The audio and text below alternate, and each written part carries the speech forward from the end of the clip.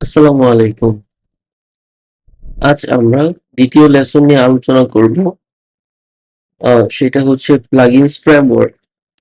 তো প্লাগইনস ফ্রেমওয়ার্কের যে বেসিক বিষয়গুলো আছে, এই বিষয়গুলো আজকে আমরা কভার করার ট্রাই করব। সো এইটা হচ্ছে পার্ট 1 এন্ড পার্ট 2 থাকবে, যেটাতে আমরা আরো ডিটেইলসে আলোচনা করব। তো চলুন শুরু করা যাক। তো প্রথমেই আজকে আমরা একসাথে প্রথমবারের জন্য একটা ফোল্ডার ক্রিয়েট করব এবং আমরা একটা প্লাগইন ক্রিয়েট করব। তো এর জন্য আমি প্রথমেই আমার ফোল্ডার স্ট্রাকচারে চলে যাচ্ছি, যে জায়গায় আমার প্রজেক্টটা ছিল, এবং আমি একটা নতুন প্লাগইন তৈরি করছি। এটার নাম দিব আমি লেটস সে টপ 10 প্লাগইন। তো এইখানে একটা ইম্পর্টেন্ট বিষয় হচ্ছে, আমি এই জায়গায় টপ 10 একটা ইউনিক নাম দিয়েছি এবং মধ্যে স্পেস ব্যবহার করিনি, এর পরিবর্তে আমি একটা হাইফেন ইউজ করেছি। ওকে, ইন্টার। এবং আমার একটা ফাইল লাগবে এই জায়গায়, তো যেটা হচ্ছে index.php। ওকে, এটা কেন?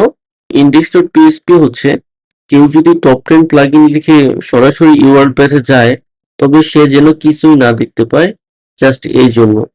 আমরা এটা ব্ল্যাঙ্ক রাখতে পারি, অথবা আমরা এরকম একটা জাস্ট কমেন্ট করে নিতে পারি। That's it. ওকে, তো এখন আমাদের মেইন প্লাগইনের ফাইলটা লাগবে, যে জায়গা থেকে আমাদের প্লাগইনটা রান হবে। তো এইটার জন্য বেস্ট ওয়ে হচ্ছে, আপনার ফোল্ডারের যে নাম, সেই একই নামে আপনি ফাইল তৈরি করবেন। যেমন আমি সেম নামে একটা ফাইল তৈরি করছি, টপ 10 প্লাগইন ডট পিএইচপি। ওকে, তো এখন কি আমাদের প্লাগইনটা তৈরি হয়ে গিয়েছে? আমরা যদি একটু রিফ্রেশ করি আমাদের প্রজেক্টে, না, কিছু আসেনি। কেন? কারণ প্লাগইন বেসিক্যালি একটা নাম দিতে হয় সর্বপ্রথম। তো এর জন্য আমরা প্রথমেই একটা কমেন্ট করব এবং এই জায়গায় দিব plugin name top 10 plugin. That's it, এতটুকুই। আপনি যদি এইটুকু দেন, তবে দেখবেন আপনার একটা প্লাগইন অলরেডি ক্রিয়েট হয়ে গিয়েছে, এবং আপনি এটা অ্যাক্টিভেট করতে পারবেন, ডিঅ্যাক্টিভেট করতে পারবেন। এই হলো আমাদের বেসিক্যালি কিভাবে আপনি একটা ফোল্ডার ক্রিয়েট করবেন এবং প্লাগইনের নামকরণ করবেন। এখন আসুন আমরা জেনে নিই অটো লোডিং সম্পর্কে। এইটা খুবই ইম্পর্টেন্ট একটা ফিচার একটা ওয়ার্ডপ্রেস প্লাগইনে, যেন আপনার একই ফাইল বারবার ইনক্লুড করতে না হয়। তো অটো লোডিং আমরা দুই ভাবে করতে পারি। প্রথম ভাগ হচ্ছে, আমরা কোনো ডিপেন্ডেন্সি ইউজ করব না, আর দ্বিতীয়বার হচ্ছে আমরা ডিপেন্ডেন্সি ইউজ করব। তো প্রথমেই আসুন দেখে নিই কিভাবে আমরা ডিপেন্ডেন্সি ব্যবহার না করে অটো লোডিং করতে পারি। আচ্ছা, এইটা একটা ফোল্ডার স্ট্রাকচার, যেটা অটো লোডিং এর জন্য আমি তৈরি করেছি। আমি একটা একটা করে এক্সপ্লেইন করছি। প্রথমেই টপ 10 ফাইল, এইটা কি? এইটা হচ্ছে আমার এই কারেন্ট ফাইল, যে ফাইলে আমি অলরেডি আছি। এরপর হচ্ছে টপ 10 ডিরেক্টরি প্যাথ। এটা কি? ডিরেক্টরি প্যাথটা হচ্ছে আমার যে প্লাগইন, এই প্লাগইনের এই ডিরেক্টরি প্যাথটা নির্দেশ করছে। এরপর টপ 10 নেমস্পেস। নেমস্পেসটা কি? নেমস্পেসটা হচ্ছে, আপনি বলতে পারেন, মেইন ফোল্ডার। যেমন আমার প্লাগইনের ক্ষেত্রে আমি একটা ফোল্ডার তৈরি করেছি টপ 10 নামে। তো এই ফোল্ডারে এর সকল সাব ফোল্ডারের মধ্যে আমি আমার কোডগুলো রাখবো। যেমন এটা এরকম হতে পারে, টপ 10 বাই ধরুন ইনক্লুডস, অথবা top 10 by rest API. So base যে ফোল্ডার, এই ফোল্ডারটাই আমি নেমস্পেস হিসেবে রেখেছি। তো এরপর আমাকে অটোলোড রেজিস্টার করতে হবে। এর জন্য আমরা ওয়ার্ডপ্রেসের একটা ফাংশন, পিএইচপি এর একটা ফাংশন ইউজ করেছি, যেটা হচ্ছে SPL অটোলোড রেজিস্টার। তো এইটা কিনে একটা কলব্যাক এবং থ্রোকর এবং প্রিপেড, আমাদের অনলি কলব্যাকটা দরকার। সো আমরা কি করেছি, টপ 10 ক্লাস লোডার একটা ফাংশন ক্রিয়েট করেছি এবং এই ফাংশনের মধ্যে কি করবে, আমাদের যতগুলো ক্লাস আমরা পরবর্তীতে তৈরি করব সকল ক্লাস নিজে থেকে এই জায়গায় লোড হবে। ওকে, তো আমরা বলেছি এই জায়গায় যদি ক্লাস লোড হয় অর্থাৎ ক্লাস থাকে, তবে আমরা এই জায়গায় ক্লাস নেমটা নিয়েছি। তো এক্সট্রা যদি কোনো কিছু থাকে ওইটা আমরা রিপ্লেস করে দিয়েছি এবং আমরা মেইন ক্লাসটা নিয়েছি। লাইক যদি এইরকম হয়, কারণ আপনার name space top 10 by maybe rest API, তখন ক্লাস নেমটা কি হবে, ক্লাস হবে আমাদের রেস্ট এপিআই। তো এইরকম আমরা একটা বেসিক্যালি ফিল্টার করেছি এই জায়গাটায়। তো ফিল্টার করে বেস ক্লাস নেমটা চলে আসবে এখানে। তো এরপর আমরা মেইন ক্লাস নেমটা তৈরি করেছি, সেটা হচ্ছে প্রথমেই থাকবে একটা নেম স্পেস, এরপর ডিরেক্টরি সেপারেটর, এরপর আমরা বেস ফোল্ডার হিসেবে ইনক্লুডস ইউজ করেছি এবং ডিরেক্টরি সেপারেটর ক্লাস নেম। ওকে, তো এইটা হচ্ছে আমাদের একটা বেস ফাইল অটোলোডিং এর। আমরা যদি সিম্পলি বলি, এইটা আমাদের প্লাগইনের মেইন ফাইল, আমাদের প্লাগইনের প্যাচটা নিয়েছি এই জায়গায়, আমরা নেম স্পেসটা নিয়েছি এই জায়গায়, এবং আমরা অটোলোড রেজিস্টার করেছি আমাদের ফাংশন, এখানে ক্লাস নেম আসবে, এবং আমরা এই জায়গায় ক্লাস নেমটা প্রিপেয়ার করে নিয়েছি এবং ফাইল নেমটা প্রিপেয়ার করে নিয়েছি, এবং ফাইনালি এটা আমরা রিকভার করেছি। তো এইটুকুই যদি আপনি করেন তবে আপনার নেম স্পেসটা রেডি হয়ে যাবে এবং আপনি যে কোনো ক্লাস ক্রিয়েট করলে ওই ক্লাসটা অটোমেটিক চলে আসবে নেম স্পেসের মধ্যে। যেমন আমি যদি একটা ফোল্ডার ক্রিয়েট করি, এই ফোল্ডারটা ইনক্লুডস,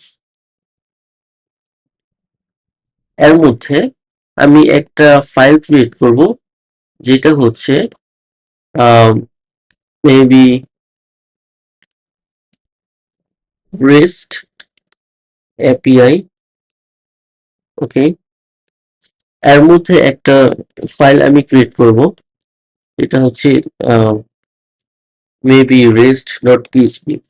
ওকে, তাহলে আমরা এই জায়গায় আমাদের নেমস্পেসটা কি হবে, নেমস্পেস প্রথমেই হচ্ছে আমাদের এই টপ 10 মেইন ফোল্ডার। এরপর কি, এরপর আমাদের হবে ইনক্লুডসটা থাকবে না, কারণ এটা আমরা ম্যানুয়ালি এন্টার করেছি, তাই না। তো এরপর ডিরেক্টরি সেপারেটর দিলাম, এরপরে হচ্ছে আমাদের কি রেস্ট এপিআই ফোল্ডার অর্থাৎ সাব ফোল্ডার, ইনক্লুড এরপর যে সাব ফোল্ডারটা থাকে, তো সাব ফোল্ডার। ঠিক আছে, তো এখন আমরা কি করব, আমরা ক্লাস নেব একটা রেস্ট। ওকে, তো এখন এটা বেসিক্যালি কি হবে, top 10 by rest API by rest. Okay, তো এরপর আমরা চাইলে আমরা কনস্ট্রাক্টর ইউজ করতে পারি বা আমাদের মতো করে যা ইচ্ছে করতে পারি। এখন আমরা আমরা এটা টপ 10 প্লাগইন ডট পিএইচপি তে ইউজ করব। তো আমাদের কি এখন প্রশ্ন হচ্ছে, আমাদের কি এই ফাইলটা ইনক্লুড করতে হবে? না, আমাদের এই ফাইলটা ইনক্লুড করতে হবে না, শুধুমাত্র ইউজ করলেই হবে। অর্থাৎ আমরা চাইলে এইভাবে দিতে পারি, new rest API by rest. Okay, তো এইটাতে আবার একটা প্রবলেম এখানে দেখাচ্ছে, use of unknown class rest API by rest. তাহলে আমরা কি করব, আমরা যেটা করব একটা হুকের মধ্যে দিব add action plugins loaded function, এইটা। ওকে, তো এইটা কি কাজ করে, অ্যাড অ্যাকশন কেন ইউজ করেছি, এইটা সম্পর্কে আমাদের হুকের জন্য একটা ডেডিকেটেড চ্যাপ্টার থাকবে, ওই জায়গায় আমরা জানবো। তবে আই থিঙ্ক আমি আগের লেসনে হুক নিয়েও একটা আলোচনা করেছিলাম, সো ওইটা দেখে আসবেন। তো বেসিক্যালি এইটুকুই, আমরা ফাইলটা রিকোয়ার করিনি, আমরা শুধুমাত্র ইউজ করেছি। ওয়ার্ডপ্রেস অটোমেটিক্যালি এই জায়গা থেকে রিকোয়ার করে নেবে। তো এখন যদি আমরা এই জায়গায় একটা রিফ্রেশ দেই, তেমন কিছুই অ্যাক্টিভেট, তেমন কিছুই দেখতে পাবো না। বাট আমি যদি এই জায়গায় দিই ধরেন ডাই, কিছু আসবে, আমাদের এটা কাজ করছে। তো আমরা যদি এখানে দিই যে ইকো রেস্ট এপিআই ডাই, তবে রেস্ট এপিআই চলে আসছে, তার মানে আমাদের কোড বেস কাজ করছে। তো একটু কমপ্লেক্স লাগতে পারে, আপনি যদি একটু ভালোভাবে দেখেন তবে আপনি ফুল সিস্টেমটা বুঝতে পারবেন। তো এইটা হচ্ছে কাস্টম ভাবে নেম স্পেসিং ক্রিয়েট করার ওয়ে। এখন শুনুন আমরা দেখি কিভাবে কম্পোজারের মাধ্যমে আমাদের নেম স্পেসিংটা তৈরি করতে পারি। এর জন্য ফার্স্টেই আপনি যেটা করবেন, আপনি কম্পোজার ডাউনলোড করে নেবেন অনলাইন থেকে। ওকে, আপনি এই জায়গায় যে ইনস্টলেশন প্রসেসটা আছে, এই ইনস্টলেশন প্রসেসটা ডাউনলোড করতে পারেন।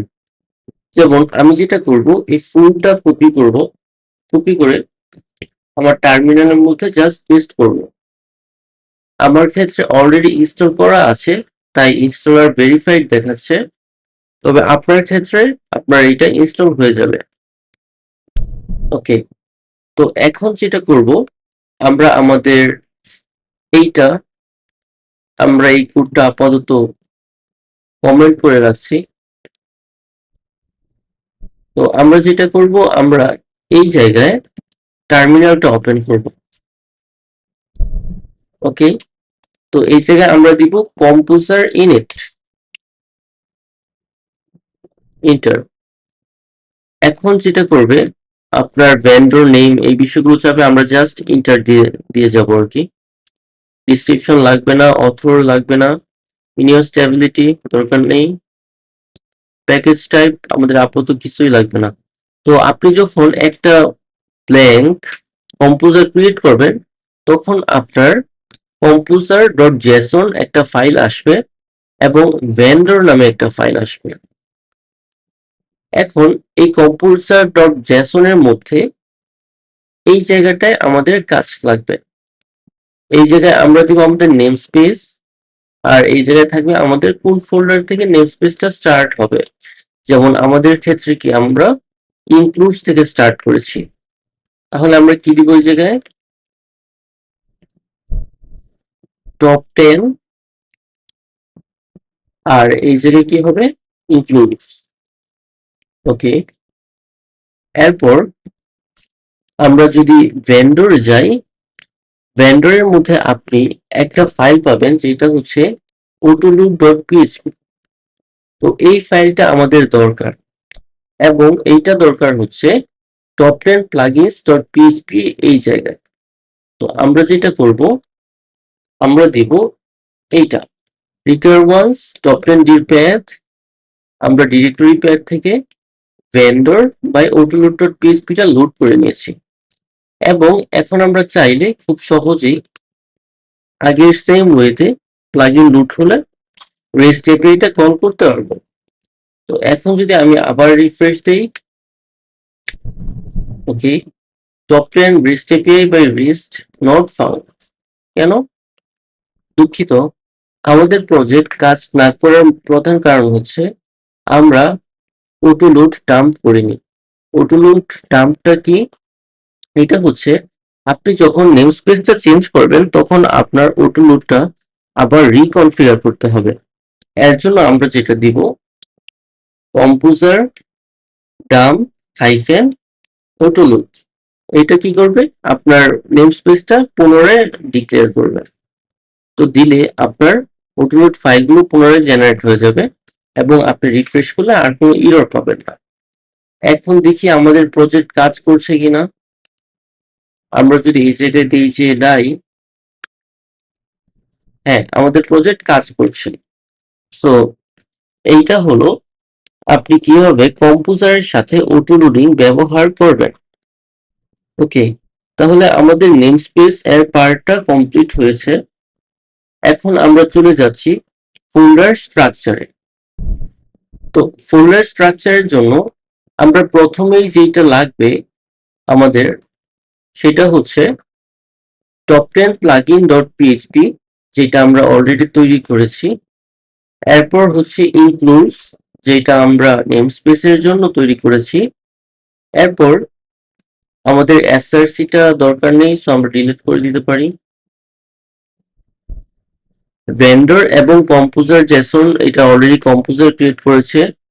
সো এরপর লাগবে index.php, যেটা সরাসরি হ্যাকার অ্যাটাকটা প্রিভেন্ট করবে। এরপর লাগবে আমাদের আর একটা ফাইল, যেটা হচ্ছে uninstall.php।